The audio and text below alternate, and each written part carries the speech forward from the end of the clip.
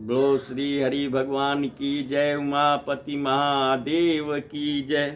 तो बाबा कहते हैं कि भवानी भगवान की सेना जैसे समुद्र से इस पार आई, लंका में कदम रखी और विशाल सेना भगवान की, जोर का शोरगुल हो रहा है। रीछ बानर बंदर सब इधर उधर, जो कुछ फल फूल उन्हें दिखाई दे रहा है, बड़े आनंद के साथ सब तोड़ रहे हैं, खा रहे हैं, आनंद कर रहे हैं, जश्न मना रहे हैं। समुद्र पे सेतु बंध गया है। असंभव था समुद्र पे सेतु बांधना। लंका को असुरक्षा, लंका की सुरक्षा से दशानन सदैव निर्भीक रहता था, लेकिन समुद्र पर सेतु बंधते ही लंका सुरक्षित हो गई। गुप्तचर आके बताते हैं, महाराज अजूक को हो गया, यह संभव नहीं था समुद्र पे सेतु बंधना। सारी सेना इस पार आ गई है। हे भवानी, भगवान की सारी सेना उस पार आ पहुंच गई। लंका भय से व्याप्त हो रही है। दशानन को सूचना जाती है। बाबा बड़ी सुंदर चौपाई देते हैं कि यही बीत जाई, बड़ी सुंदर, कि यही बीत जाई कृपा निधि, उतरे सागर तीर। सुंदर सेतु का निर्माण हुआ। भगवान सेतु के निर्माण में समस्त भगवान की सेना का सुंदर योगदान रहा। जिन पत्थरों पे नल नील राम लिख करके छोड़ दिए, समुद्र में वो तैरने लगे। बाबा कहते हैं, भवानी वो पत्थर ही नहीं, कृपा निधान जिस मनुष्य को, जिस जीव को छोड़ दे वो संसार में नहीं रह सकता। जिन पत्थर पे भगवान के नाम लिखे रहे वो पत्थर तैरने लगे, और जिन पत्थर पे कहीं अगर नाम नहीं लिखा था वो डूब गए। तो ये भवानी यही बीत जाई कृपा निधि, उतरे सागर तीर। और जहां तहाँ लागे खानु पाल, भालू विपुल कपिबीर। इस प्रकार राम जी की सेना लंका में प्रवेश कर गई। अनेकों रीछ बानर जहां तहां फल खाने लगे। वहां लंका में जब से हनुमान जी ने लंका को जला करके राख कर दिया था, सारी लंका में भय निकलने का नाम नहीं ले रहा है। एक दूसरे से लोग कह रहे हैं कि हम राक्षसों का वक्त करीब आ गया है, हमारे पतन का वक्त नजदीक आ गया है, अब हम संसार में नहीं रह सकते। बाबा लिखते हैं कि हुआ निशाचर, बड़ी सुंदर चौपाई बाबा दे रहे कि हुआ निशाचर, रहाई ससांका, हुआ निशाचर, रहाई ससांका, जब तेज जारी गए हूँ कापी लंका, जब तेज जारी गए हूँ कापी लंका। बाबा कहते हैं कि भवानी, जब से रुद्रा अवतार महाबली हनुमान ने लंका में आग लगाई और लंका धू धू करके जलने लगी, संपूर्ण लंकावासी उसी दिन समझ गए कि लंका अब किसी तरह से सुरक्षित नहीं रह सकती। जिस राम जी की सेना का एक योद्धा आकर के संपूर्ण लंका को जला करके राख कर दे और कोई लंका को जलने से न बचा सके, उस लंका की सुरक्षा तो अब कठिन है, क्योंकि संपूर्ण सेना इस पार आ चुकी है। रातों की नींद उड़ गई है। राक्षस स्त्रियां टोलियां बना करके विचार कर रही हैं किस भयानक आपदा से कैसे निपटा जाए। मंदोदरी से चल करके महारानी से अनुरोध करते हैं कि आने वाली हानि को रोक लिया जाए। राक्षसों के पतन को रोकने के लिए मंदोदरी से विनती करेंगे, महारानी से विनती करेंगे, हो सकता है कि हम इस आपदा को रोक ले। तो निज निज गृह सब कराही विचारा, निज निज गृह सब कराही विचारा, यही निश्चरा कुल केरी उबारा। अब राक्षस कुल की रक्षा का कोई उपाय नहीं सूझ रहा है। हे मित्र, कोई उपाय नहीं सूझ रहा है। संपूर्ण लंका में नींद किसी को नहीं आ रही है। शोर सुनाई दे रहा है, अपशगुन हो रहे हैं लंका में। बाबा कहते हैं कि शुभ संकेत और अशुभ संकेत जब भी जीवन में, जब भी किसी के गृहस्थ में, किसी राज्य में, किसी देश में किसी प्रकार की आपदा की आने की सूचना होती है, तो शुभ और अशुभ सूचक संकेत देने लगते हैं। भवानी, संकेत देने लगते हैं। लंका में संकेत हो रहा है। जासी दूत बल बरानी न जाई, तेहि आए पुर कवन बलाई, दूत न सन सुनी पूरी जन बानी, तन सन सुनी पूरी जन बानी, मन दो दरिया अधिकया कुलानी। सूचना मंदोदरी के महल तक पहुंच गई। दशानन से तो कहने की किसी की हिम्मत नहीं थी, लेकिन महारानी सदैव अपने प्रजा के हित में रहती थी।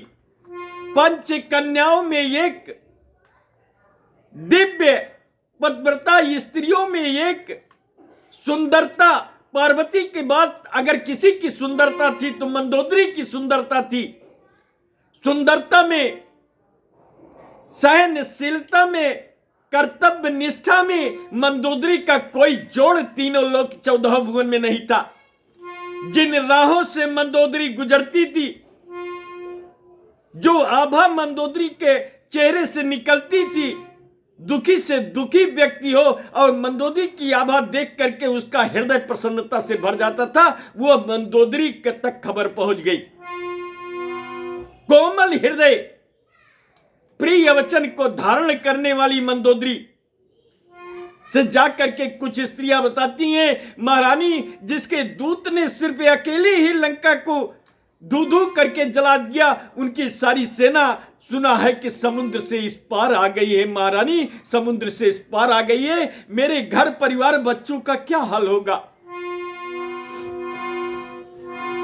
तो जा सुदूत बल बरानी न जाई, ते ही आए पूरे कवन बलाई, मंदो दरिया अधिकया कुलानी। मंदोदरी की चिंता बढ़ गई। मंदोदरी कहती है कि मैं विचार करती हूं कि क्या हो सकता है राष्ट्र की सुरक्षा के लिए, परिवार की सुरक्षा के लिए।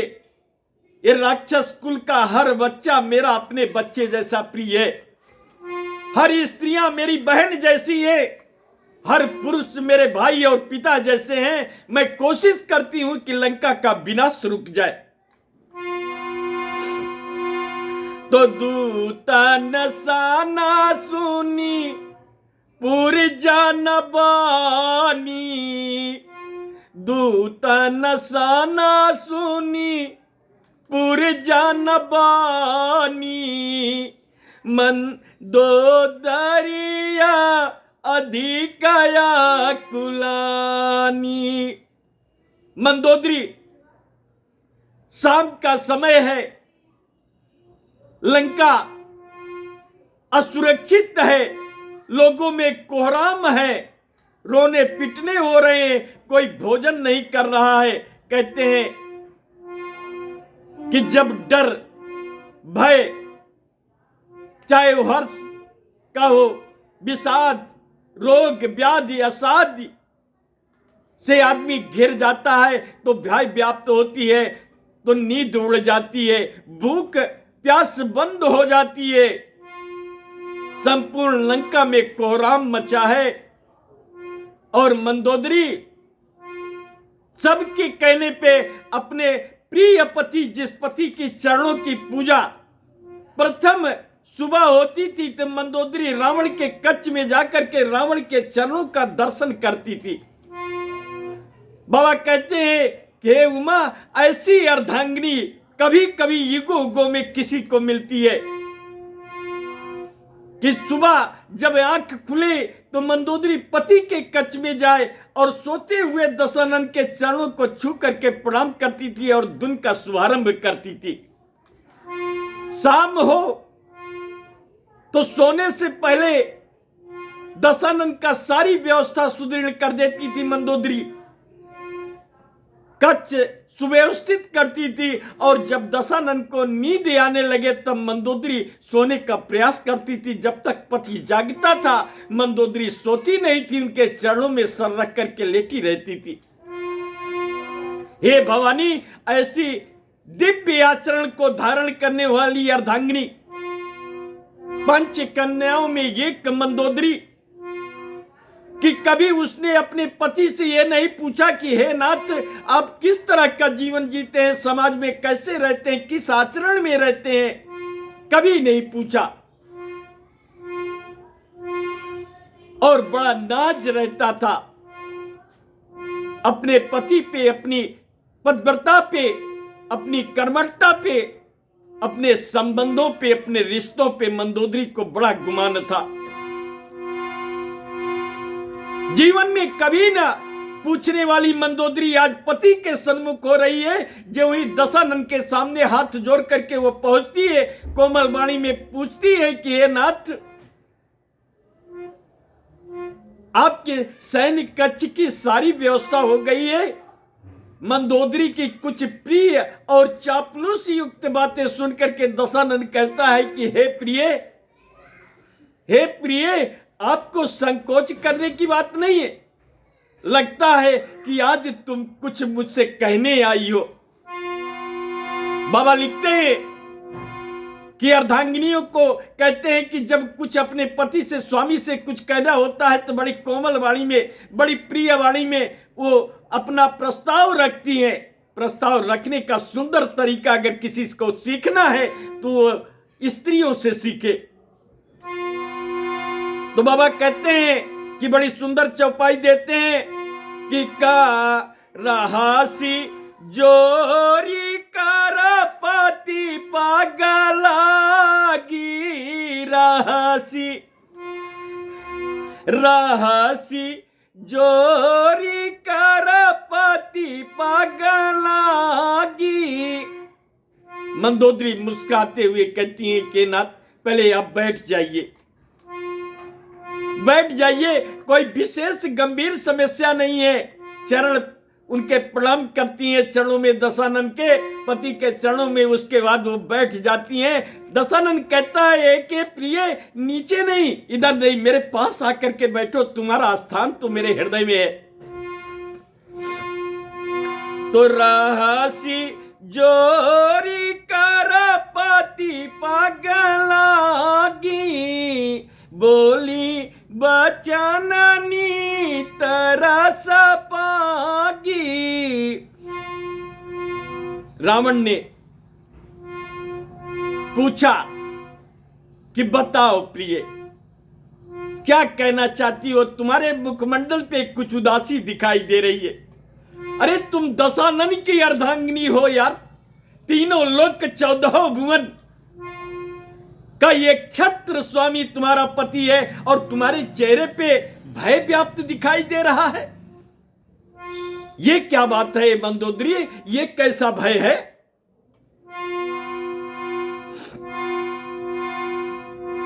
मंदोदरी कहती है कि महाराज नाराज मत होना। हर अर्धांगिनी को अपने पति और परिवार और पुत्र की चिंता होती है। हर राजा को अपने राष्ट्र की चिंता होती है। और आज मेरा राष्ट्र, मेरी लंका सुरक्षा में आ गई है महाराज। जनमानस में की आवाज यहां तक आ रही है, हमारे महल तक आ रही है। लोगों में कोहराम मचा है। जो चैन की नींद सोचते थे कि दशानन हमारा लंकेश्वर जब तक है तब तक हमें कोई छू नहीं सकता, लेकिन जब से पवन पुत्र हनुमान ने लंका में विध्वंस किया है,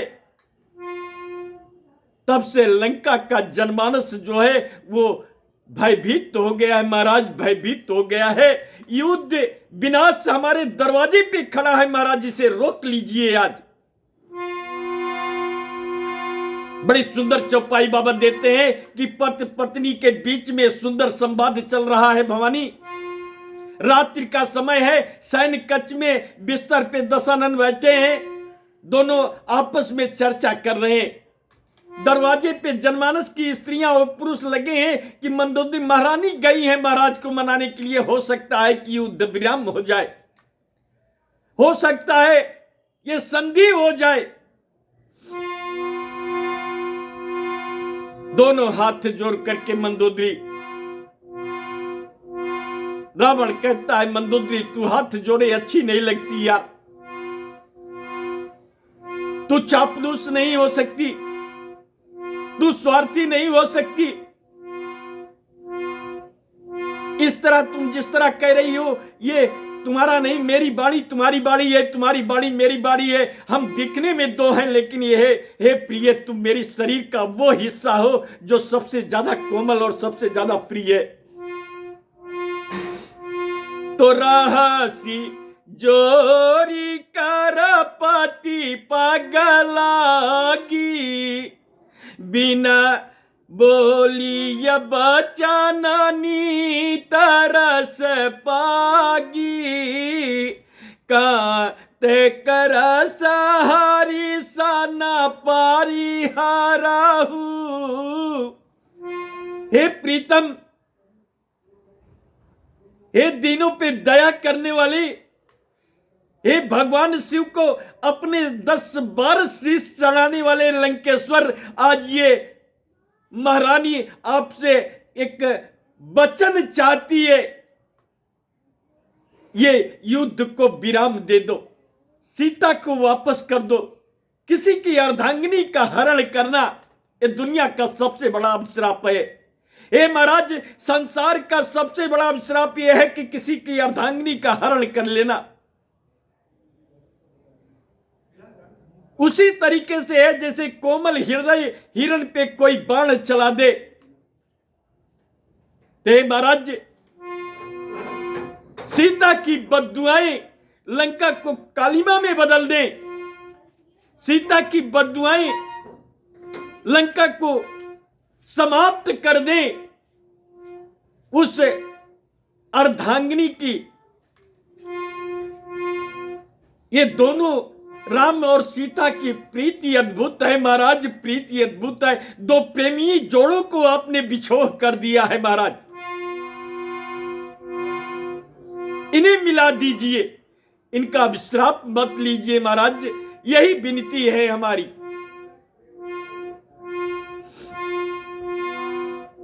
तो समूह जाति जासु, बड़ी सुंदर चौपाई गोस्वामी जी देते हैं कि समूह जातु जासु दूत काया कारानी श्रवाही गर्भ राजानी चारा धरानी समाही। हे महाराज, जाने कितनी राक्षस स्त्रियों का उस दिन गर्भ गिर गया था। जब महाबली हनुमान ने लंका को जला करके जोर की दहाड़ लगाई है लंका में, तो लंका की भूमि कंपन करने लगी है महाराज। समुद्र में भूचाल आ गया था महाराज लंका के, लंका की नींव हिल गई थी उनकी एक गर्जना से, उनके एक सिपाही की एक गर्जना से सहस्त्रों स्त्रियों के गर्भ गिर गए राक्षसियों के। हे महाराज, जिसका सिपाही, छोटा सा सिपाही इतना शक्तिशाली हो, वो स्वयं लंका की भूमि पे कदम रखा है, आप कैसे विचार कर रहे हो?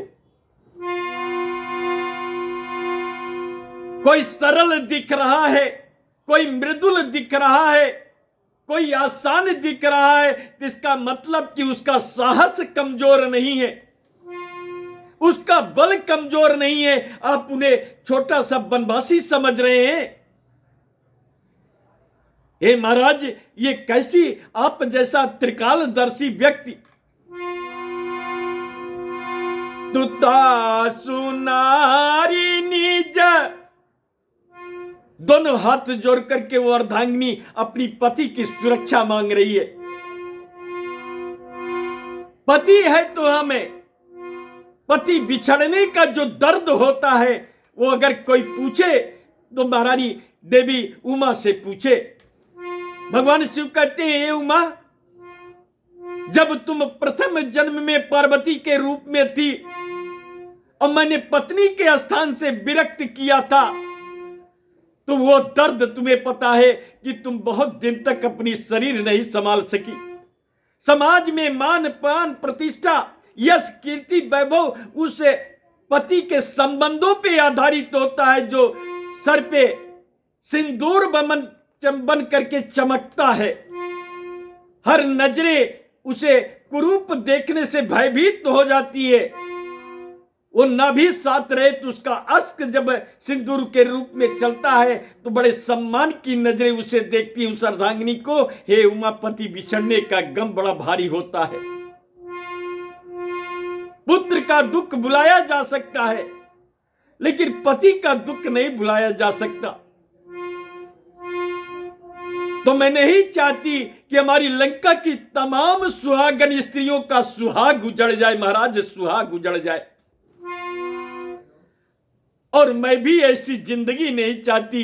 मैं अपनी नजरों से ओझल है आपको नहीं चाहती। वापस कर दो, उस सीता को वापस कर दो महाराज।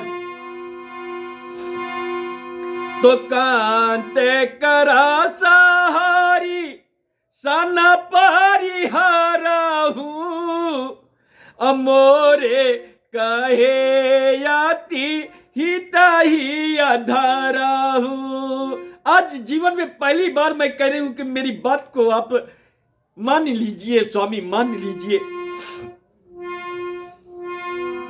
अता सुनारी, सचिव को बुलाइए, मंत्री को बुलाइए, वैदेही का सम्मान से बुलाइए और सीता को सम्मान पूर्वक प्रहलाद को सौंप दीजिए, वो क्षमा कर देंगे। कहते हैं कि कृपालु नाथ है, दयालु नाथ है, दीनों के नाथ है, और भगवान शिव जिसके आराध्य हो, और शिव के जो आराध्य हो वो राम कोई साधारण नाम नहीं है महाराज। दया क्षमा तो उनका स्वभाव है। आपने उनकी अर्धांगिनी पे नजरें डाली लेकिन फिर भी वो क्षमा कर देंगे, मुझे विश्वास है। बस सचिव को बुला करके उनकी अर्धांगिनी को सम्मान पूर्वक उनके पास पहुंचा दीजिए महाराज।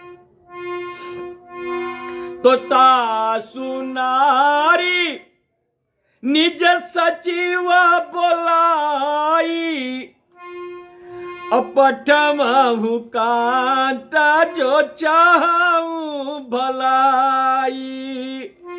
तब कुल कमल विपिन दुखदाई, सीता सीता निशा समाई।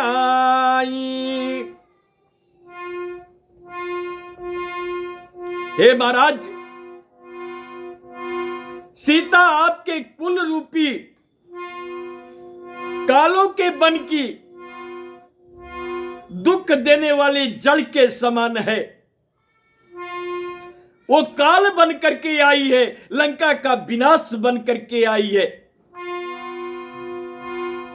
क्यों नहीं समझ पा रहे हैं आपने किसका हरण कर ले आए हैं?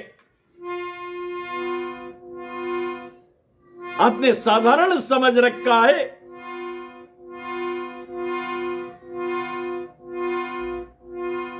जिस आराध्य शिव की आप आराधना करते हैं वो भगवान शिव भी जब राम विमुख हो जाएंगे तो आपकी सुरक्षा करने से इंकार कर देंगे महाराज। आपके कुल की सुरक्षा करने से इंकार कर देंगे। अभी वक्त है तो सुना हूं नाता सीता बिनु दीने। बड़ी सुंदर चौपाई बाबा दे रहे हैं कि सुना हूं नात सीता बिनु दीने, हित न तुम्हारा साबुआ यकीने। भगवान शिव भी आपका हित करने से विरक्त हो जाएंगे। ब्रह्मा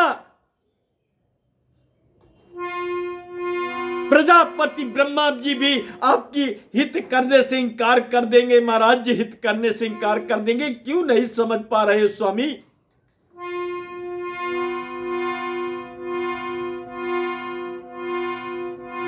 ये राम बाण जब तक उस कमान पे नहीं चढ़ रहा है, यदि राम बाण चढ़ गया तो तीनों लोक 14 भुवन में उसकी गति को रोक पाना कठिन होगा महाराज।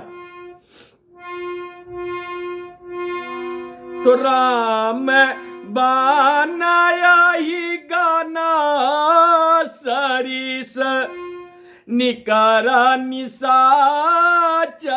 बेग। और जब लगी ग्रासता न तब लगी जतन कराऊं ताजिटे। वो कृपा निधान तो इंतजार कर रहा है।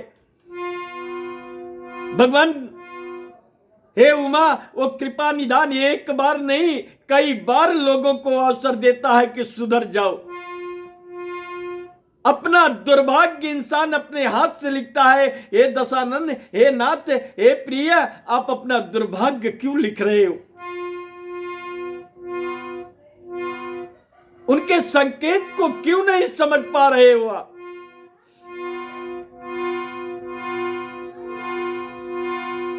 दशानन मंदोदरी की बात सुनता रहा और मंदोदरी को हृदय से स्नेह जताता रहा, मुस्कुराता रहा। क्या प्रिय, तुम भयभीत तो हो गई। ये दशानन में बड़े अच्छे गुण थे। पत्नी का आदर करना, संकल्प पे दशानन आ जाता था तो तीनों लोक 14 भुवन में कोई ऐसा नहीं था कि जो उसे संकल्प को तोड़ सके। वह संकल्पित रावण था, वेदों का ज्ञाता रावण था, सहस्त्र समस्त गुण और अवगुणों से सुसज्जित रावण मंदोदरी को बड़ी प्रिय वाणी के साथ स्नेह हाथों से स्नेह जताते हुए कहता है, प्रिय क्यों भयभीत हो गई हो? बड़ी सुंदर बात कर लेती हो, बड़े सुंदर शब्दों में प्रस्तुति करती हो। किसी चीज को प्रस्तुत करने का तरीका बड़ा अच्छा रहा मंदोदरी का। कहते हैं कि बातें कितनी भी कठिन हो, कड़वी हो, दुखदाई हो, लेकिन उसको अगर सुंदर शब्दों में परोसा जाए, सुंदर शब्दों में उसकी प्रस्तुति दी जाए तो हृदय को ठेस भी नहीं लगती और बात भी हो जाती है। मंदोदरी बड़ी सुंदर तरीके से, इतनी सहजता से वो बात कर रही है अपने पति को। रावण को क्रोध भी नहीं आने पा रहा है और रावण उनकी बातों को ना भी नहीं कर पा रहा है। तो श्रवण सुनियाता, श्रवण सुनियाता कर बानी, बिहासाय जगत विदिताय अभिमानी। बस इतना रावण कहता है कि एक बात कहे मंदोदरी, ये नारी का स्वभाव होता है यार। तुम तो नारी स्वभाव से परिचित हो, जो वाणी तुम बोल रही हो, जो बातें कह रही हो, नारी स्वभाव है। स्त्रियों का एक स्वभाव होता है, उसे तुम कह रही हो। अच्छी बात है कि समय सुभाय नारी का रसाचा, अमंगल माहू भय मानाया टिकाचा। ये स्त्री का बड़ा सुंदर स्वभाव होता है कि जरा से कहीं वो उसे कोई बता दे कि तुम्हारे परिवार पे खतरा है, तुम्हारे कुल पे खतरा है, तुम्हारे बच्चे पे कोई ग्रह चल रही, कोई नक्षत्र चल रहा है, कोई गड़बड़ चल रहा है, तो विचलित हो जाती है मंदोदरी। कोई नई बात है, सारे ग्रह नक्षत्र तो मेरी मुट्ठी में है, सारे देवता मेरी लंका में विराजमान है, सुबह हाजिरी लगाते हैं मंदोदरी। सारे नक्षत्र, सारे ग्रह मेरे अनुसार चलते हैं। ये समय भी मेरे से पूछता है कि दशानन इस वक्त मुझे इस तरफ जाना है, किस तरह गति चलूं। और तुम ये परिवार से प्रेम करती हो मंदोदरी, तुम अपने बच्चों से प्रेम करती हो, अपनी प्रजा से प्रेम करती हो। स्त्री का प्रेम बड़ा कोमल होता है, बड़ा नाजुक होता है, इसलिए तुम में भय व्याप्त हो रहा है कि लंका का विनाश दस्तक दे रहा है। नहीं प्रिय, नहीं, ये संधि नहीं हो सकती। विधाता भी मैदान में आया है तो हम लड़ेंगे। अगर वो विष्णु भी मनुष्य रूप में आया है और मुझे ललकारेगा तो तुम्हारा पति पीछे नहीं हटेगा। तो जवाब ये मारे काट काट काई, अतियाई बिचारानी से चराई खाई। दशानन कहता है कि अगर मेरा कोप बरस जाए, मेरा कोप अगर बरस जाए तो कैलाश हिल जाता है, ब्रह्मा का सिंहासन हिल जाता है, विष्णु के क्षीर सागर में भूचाल आ जाता है। मंदोदरी, तुम ये ऐसी बचकानी बातें कैसे कर रही हो प्रिय? और हृदय से लगा लेता है मंदोदरी को। कहता है प्रिय, तुम्हारा काम है, तुमने कह दिया। तुम्हारी प्रिय और तुम्हारा स्नेह देख करके जी आनंद से भर गया, मेरे हृदय से लग जाओ। तुम्हें अगर भय लगता है तो इसे अपने पति के हृदय से लग जाओ, सारा भय का हरण कर लूंगा तुम्हारे मैं। तो वैसे काही बिहासी, असे काही बिहासी ताही उर लाय। बाबा कहते हैं कि उमा मुस्कुराते हुए, हंस विनोद करते हुए दशानन मंदोदरी के दोनों बाहों से अपने हृदय से लगाता है और उसके बाल को सहलाता है और कहता है प्रिय निर्द्वंद हो जाओ। हे प्रिय, निर्द्वंद हो जाओ। जो भी काल आएगा, जो भी खतरा आएगा, मैं उससे निपट लूंगा। तुम चिंता मत करो। तुम्हारा स्नेह अगर मेरे साथ है, तुम्हारा तप मेरे साथ है, तुम्हारी पूजा अगर मेरे साथ है, तो इस लंकेश्वर का कोई बल बाका नहीं कर सकता जब तक मेरी मंदोदरी मेरे साथ है। और सही है कि बाबा कहते हैं कि मंदोदरी यही सत्य है कि अगर अर्धांगिनी अपने पे अड़ी गए, जब तक पति के साथ है और परिवार के साथ है, तो उस कुल का कोई विनाश नहीं कर सकता। दुनिया की सारी ताकतें एक तरफ हो जाए, तब भी उस कुल का विनाश नहीं हो सकता जब तक उस कुल की अर्धांगी और मां के रूप में वो स्त्री का श्रद्धा और स्नेह दीवार बन करके खड़ा थे। मंदोदरी, मेरी मृत्यु उसी दिन आएगी जिस दिन तुम मुझे अपने हृदय से विरक्त करोगी। और ये कह करके सभा में चला जाता है दशानन। युद्ध नहीं रुकेगा, युद्ध होगा मंदोदरी, युद्ध होगा। कल सुबह होगी, युद्ध की ललकार होगी, नगाड़े बजेंगे, सेना सज्ज होगी और भीषण युद्ध होगा जो इतिहास लिखा जाएगा। मंदोदरी, मैं इतिहास में कायर नहीं हो सकता। कहते हुए रावण जाता है, भगवान शिव उमा से कहते हैं कि उमा, दशानन ने बिल्कुल सही कहा। उमा को बताते हैं भगवान शिव कि दशानन की मृत्यु आने वाला वो बाण अगर किसी के पास था तो मंदोदरी के पास था। और जिस दिन उस बाण को हनुमान को मंदोदरी ने दिया और उसी बाण को राम ने अपने तरकस पे संधान किया, उसी दिन वो दशानन मरा है। ये दशानन मरता न अगर मंदोदरी वो बाण न देती तो अर्धांगिनी अगर साथ है तो उस पति का बल बाका नहीं हो सकता। अर्धांगिनी विरक्त हो गई तो उसी क्षण वो पति मर जाता है और कुल गिरस्त विरक्त हो जाता है, बिथर जाता है। हे भवानी, बिथर जाता है। बोलो श्री हरि भगवान की जय।